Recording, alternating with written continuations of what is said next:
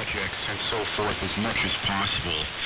But if things ever end up letting up at the shop, or, the other thing that ends up happening is we end up getting really burned out and need a diversion every once in a while for a day or two.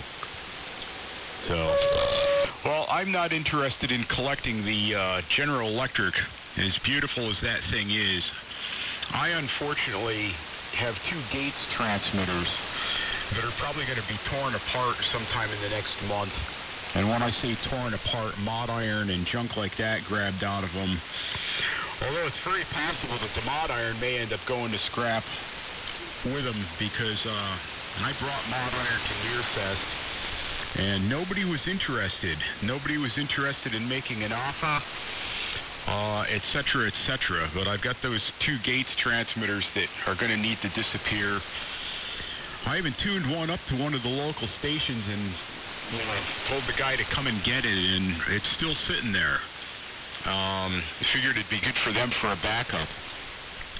And then up in Vermont, I've got access to 3 Raytheon RA1000s and 1 RA250, and I'm trying to help this girl with her dad's estate. The guy was a friend of mine, and the conversation a couple months ago kind of went. She asked me if there were any broadcast stations that would be interested in any of the Raytheon transmitters, and I said, sad to say not at this point.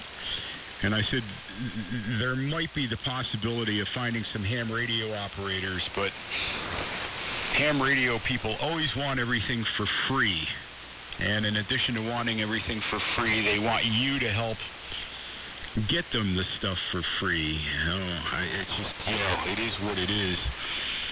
So, my guess is that, one of those RA1000s works. I had it running a couple of weeks ago in the AM broadcast band into a dummy load, just as her dad had the thing set up at the shop and so forth. But the other 2, I've got to get back up to Vermont and see how much works in progress they ended up being. I know the RA250 is a work in progress, and I think the other 2 RA1000s are a work in progress, but sad to say, probably all of that's going to end up going for scrap, and I hate to see that, but it is what it is. So there you go. That's the story, and we've left Frank out here maybe on a go-round or 2, so I'm going to toss it down in Frank's direction, and also make mention I might be in here for one more, but it's time for me to start thinking about packing up. So Frank, if you're still in here and you can possibly hear me, W2SDR, K2XAM in the group.